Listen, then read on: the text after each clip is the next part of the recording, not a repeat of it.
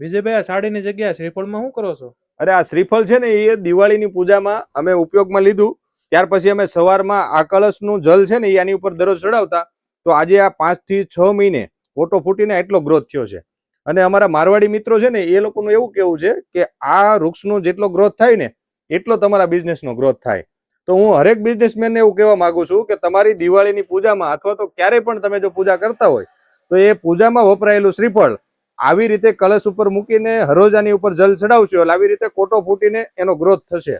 અને હરેક બિઝનેસમેન જો આવી રીતે કરશે તો લાખો વૃક્ષ રોપણ થશે અને લાખો વૃક્ષોનું ઉછેર થશે.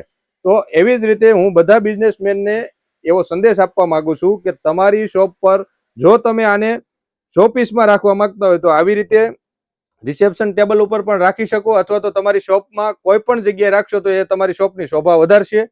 અને જો સારી રીતે જો ઉછેર થવાનો હોય તો કોઈ પણ જગ્યાએ આને રોપી પણ શકો કે જ્યાં એનો ઉછેર થઈ શકે. એટલા માટે તમારી શોપ પર જો આવી રીતે પૂજાનું શ્રીફળ ઉપયોગમાં લેવાતું હોય તો એનો આવી રીતે ઉછેર કરી અને તમારી શોપ પર કોઈ પણ જગ્યાએ શોપીસ તરીકે રાખશો તો તમારી શોપની જરૂરથી શોભા વધારશે.